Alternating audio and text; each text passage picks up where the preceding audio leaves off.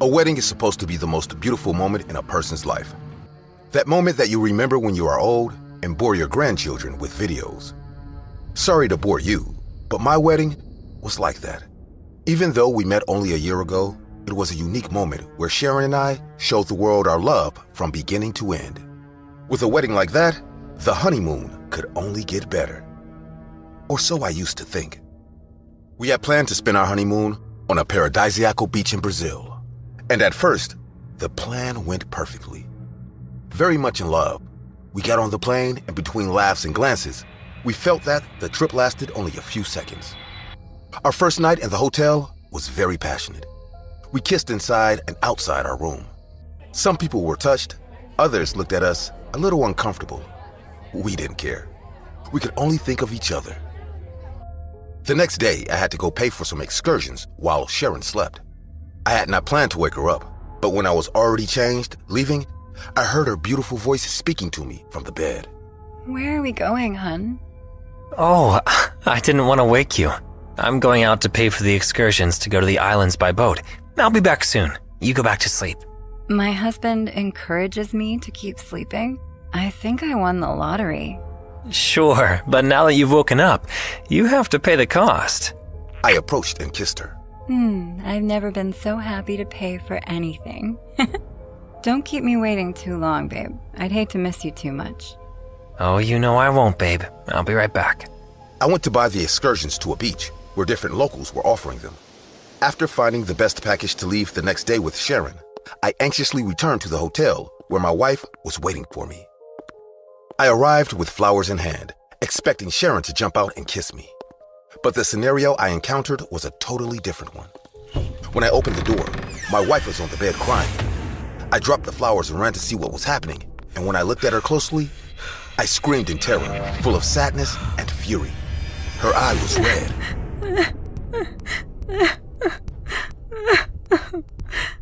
My God, are you okay, Sharon? No, a man came in here and hit me. What? Did he do something else to you? Where is he? What did he look like? He didn't do anything else. He just came in here and started hitting me. He's still here. He didn't have time to leave.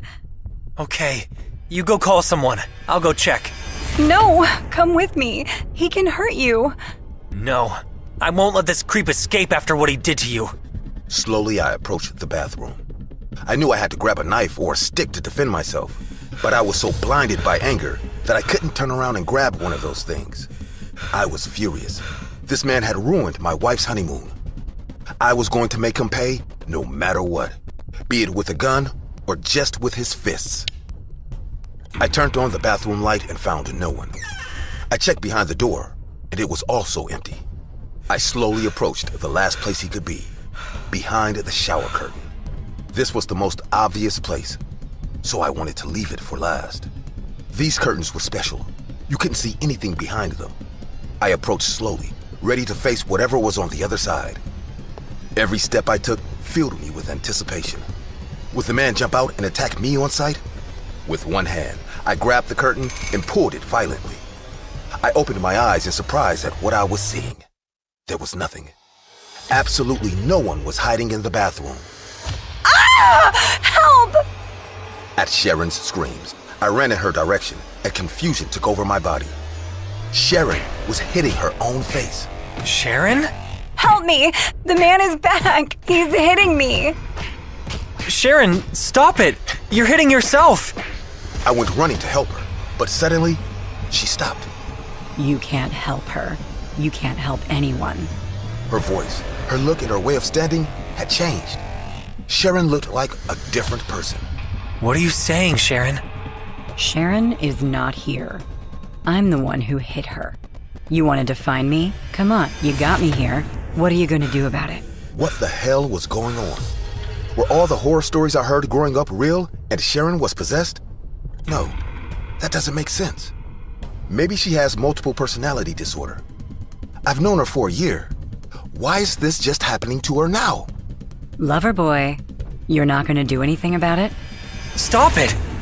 You know what? People like you disgust me.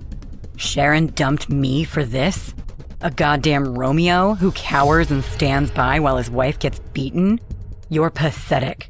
You're Sharon, don't you get it? Look in a mirror. Nice try, stud. But you know what? If you can't protect your wife, she's gonna pay. Why aren't you helping me? He's going to kill me. Stop him! I ran to where she was, and in desperation, I pulled the knife out of her hand. She didn't put up any resistance, but she began to convulse. Out of her mind, she fell to the floor and started shaking violently. I didn't know what to do, so I pulled her as hard as I could to bring her back to her senses. I was terrified. I was afraid that Sharon would die at that moment. Suddenly, as if nothing had happened, she came to her senses and screamed as loud as she could. Why are you hitting me? Stop it! I thought you loved me! It's our damn honeymoon. You can't leave me alone even on the happiest day of my life? What? Surprised, I let go and heard noises around me. I looked to my side and the door was open. At the door, a maid and 2 security men were looking at me angrily. After that, it was all downhill. As if I were someone else. Sharon accused me of beating her before and after the wedding. No one believed my story. And she was not only very consistent in hers, but she asked in the terror never to be in the same room with me again. The divorce papers came soon after, and I understood everything. I was a very wealthy man, and she wanted a piece of that. Today, we are working this out with our lawyers. Sharon thought she could beat me in court if she had witnesses to back her up. What she didn't know was that in some few hotels in Brazil, it is allowed to film the rooms for security reasons. I do not consider this a victory since I lost the one I considered to be the love of my life. If she had been possessed or if she had multiple personalities, I would have gone to the ends of the earth looking for a priest or a psychologist to help her. But today, I understand that this is not the case. The truth is that I proposed marriage to someone I barely knew. When only one life is not enough to know someone completely.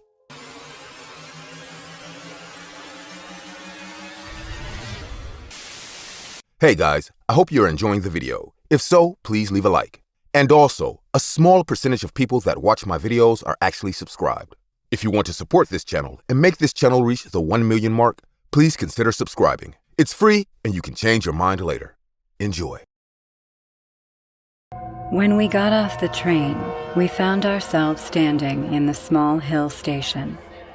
Grabbing our trolleys, we came out looking for a cab that could take us to a shelter for the night. An old cab driver was sitting inside his worn-out cab and dozing. Matthew knocked on his window, and the driver looked at us with confused eyes.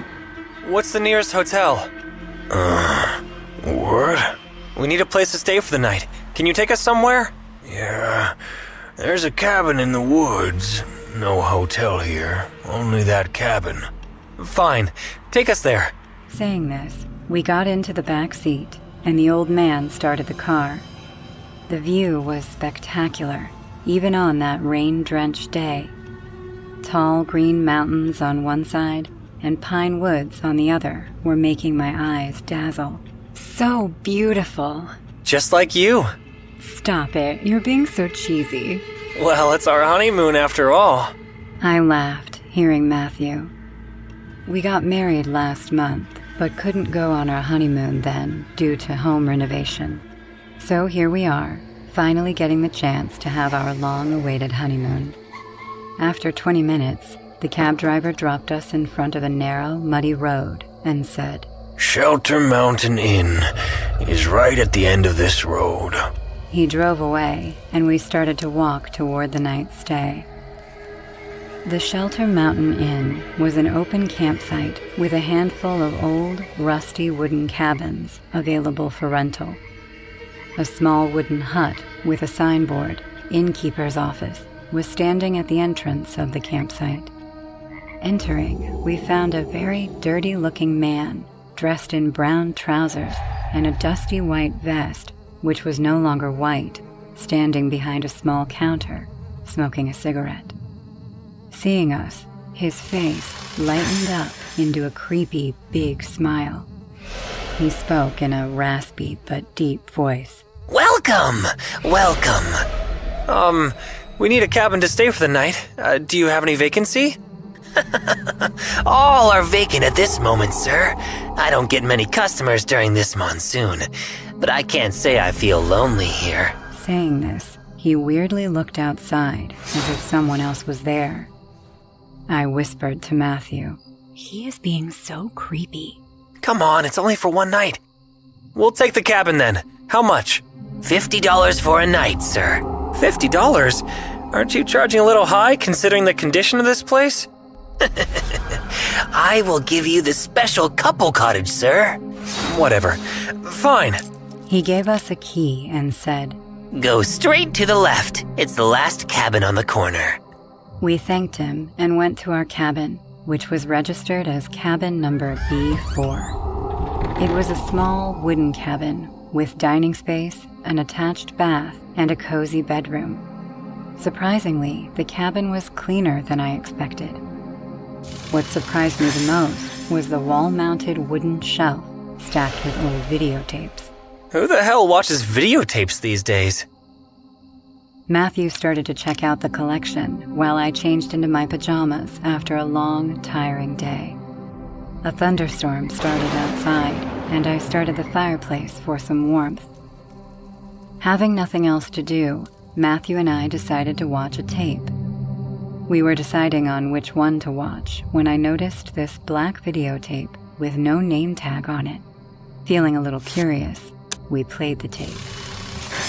Neither of us expected to see the bizarre recordings. The tape ended abruptly, and the TV screen turned off on its own. I was already creeped out by the content I had just watched. What the hell was that? I don't know. Did you see that woman? Why was she behaving that way? I told you I hated this place. Everything feels so weird here. Did you hear that? Hear what? The tapping sound. Come on, enough of the stupid games. Stop scaring me. No, I'm not joking. Listen carefully. Both of us remained quiet, and this time I heard a low tapping sound, like somebody was tapping on a glass. Matthew and I looked out the cabin window right beside the fireplace. Except for heavy rain and lightning, we couldn't see anyone there, but the sound again took place, and this time it was louder. My eyes immediately shifted to the TV screen. Is it coming from there? Matthew walked close to the TV screen and stooped down to it. I could hear my breathing getting faster and heavier. How could someone possibly knock from inside the television? Matthew placed his ear on the black screen, trying to hear, but no sound came out of it.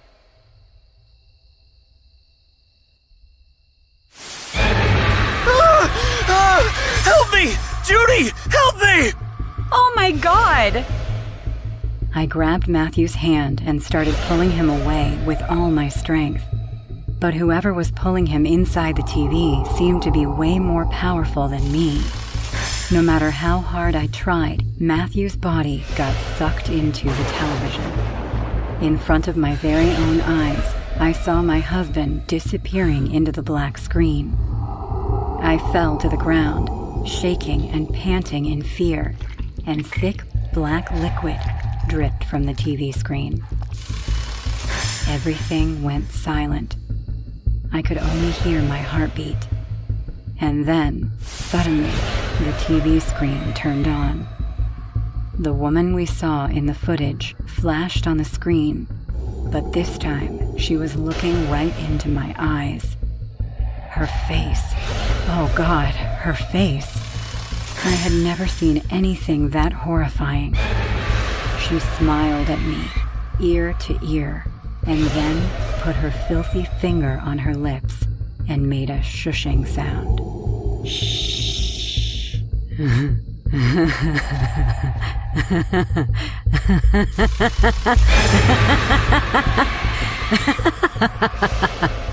Who are you? What did you do to my husband? She opened her dark, hollow mouth and pointed her finger inside it, gesturing that she had eaten my husband. A hunger-satisfying smile appeared on her face, and the screen went black one more time. I fainted to the floor. The next morning, I woke up, hearing a familiar voice. Judy! Judy! Get up! The car's arrived. We're gonna be late, darling. Get up now! I opened my eyes and found myself lying on the bed in my pajamas. Matthew was sitting right beside me with a big smile on his face. I got up, shocked. You're alive? What? Were you wishing me dead on our honeymoon? No, that videotape, the woman on the TV. What are you saying? I rushed to the dining room, but even after a thorough search, I couldn't find that tape with no name tag. After explaining everything to my husband, he laughed at me and said I just had a bad dream. He also said that I passed out on the couch watching some old black and white movie last night, and that he carried me to bed. Shockingly, I don't remember any of this. It all felt so real that I just can't accept it as a mere bad dream. We're finally loading our luggage into the car. I'm glad we're soon to leave this freaky place. Matthew is so happy, and I'm trying my best to erase that horrible memory from last night. What gives me more relief is the fact that there never was a cursed tape.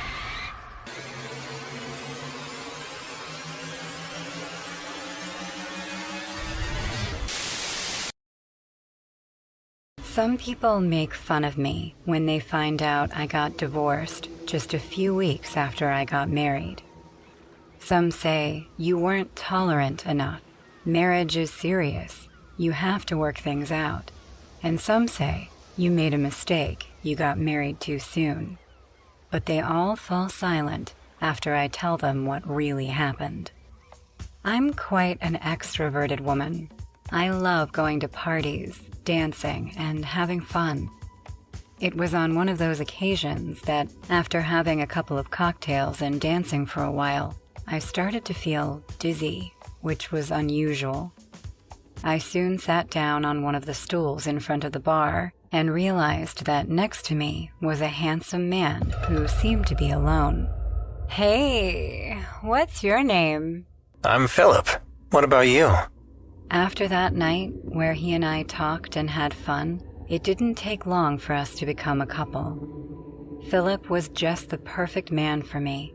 Kind, caring, and funny, although he was an introvert. He didn't like to go out and interact with people too much, but he understood that I liked doing that, so it wasn't a problem for us. Within a few months, we became very close. You are my whole world, darling. Oh, Philip, you're so romantic. I'm not done. I love taking care of you. I don't care if I'm not the only person you think about, because I only think about you all day. You're the one I have loved and will love the most. That's why I want us to be together for the rest of our lives. Will you marry me? Oh my God, of course I will. The wedding was as I had always imagined it. In fact, Philip pleased me with every detail, but the situation was different when we talked about the honeymoon. Where would you like to go? Europe, perhaps? I would love to go to countries in South America, or... We won't travel to another continent. Huh? Why not? I want to travel somewhere far away in this country. I'll drive, I don't mind. But won't that be tiring for you? Maybe... I've already agreed to all the whims you've wanted. May I remind you how much money we're going to spend on that perfect wedding you asked for? What else do you want? Our honeymoon will be inside the country, understood? Sure. There's no need to... I was just worrying about you. Sure, 'cause you are the kindest person ever. He decided that we would visit a place to which he had made a trip of several days. But that didn't bother me, since Philip had made a good plan. He had decided where we would eat and which hotels we would stay in before reaching our destination. It was all perfect. The first day, we left very early in the morning. We stopped for breakfast, lunch, and dinner at different restaurants along the way. By the time we got back on the road, it was so late that the sky was dark and the road was being lit by streetlights. When are you going to tell me where we're going? My husband looked at me for a few seconds before returning his eyes to the road, but he didn't answer me. Come on, honey, I want to know. Are you really going to keep me waiting for 2 more days? Please? Ugh, stop it, Blair. You're driving me crazy. Why are you so impatient? Wait a bit. I just wanted to... It's a fucking surprise. How difficult is that to understand? You don't have to be upset about it. I was just kidding. What is he doing? Suddenly, my husband stopped the car. Huh? In front of us was a man who was walking while pushing a baby stroller in the middle of the street. Even though I couldn't see him clearly, I noticed that he was a muscular and bald person who was wearing clothes that were not suitable for the weather. The stranger got so close to us that Philip started to drive in reverse. Philip? I didn't understand what my husband found so funny about it. I mean, what is this shit? Philip, wait. Look at that! He continued to drive further and further away as he laughed. Philip! My husband, once again, stopped the car from one moment to another. I soon turned to look at him, face to face. What are you doing? What does it look like? I'm getting away from that man. What if he needs help? We can't just leave him like that. When I turned my gaze forward, that man was there. This time, his face was being illuminated by the headlights, so I could see him clearly. He had some very noticeable scratches, as some were red and others purple. On the other hand, his jaw caught my attention, as it was quite bigger than usual. He struck me as a disturbing-looking man. In fact, I started to feel cold due to how pale I had turned. Aren't you going to help me? Since I could barely hear him, I rolled down the car window a little. What? What are you saying? Won't you give me a ride? I really need it. Well, you see, My baby is really cold. We need to get home soon. we're on our honeymoon. Maybe... He will die. He is going to freeze, and it will be all your fault. In a quick move, the man turned the baby stroller around so we could see what he was carrying inside. What the heck? All this time, the man had been carrying a bird that seemed to be dead. Its wing feathers were even missing. Suddenly, Philip began to drive in reverse again. What the heck is so funny? In just a second, my husband's mocking expression turned serious. Do you think his creepy ass will be missed? What? Well, I don't think so. After saying that, Philip started to drive forward at high speed. What are you doing? He scared you. So you want to kill him? Stop, Philip! I won't. Oh my god, no! The baby stroller was now lying on the ground a few feet from us, but the man was nowhere to be seen. Suddenly, he put his hand on the hood of the car. Go to hell! Due to the impact, the man's jaw had completely disengaged, but I didn't have to see that shocking appearance for too long as he fell to the ground again. Oh my god, I tried to get out of the car, but something grabbed one of my arms and stopped me. What are you planning to do? You just ran someone over, Philip! You can't get away from me! Leave me alone!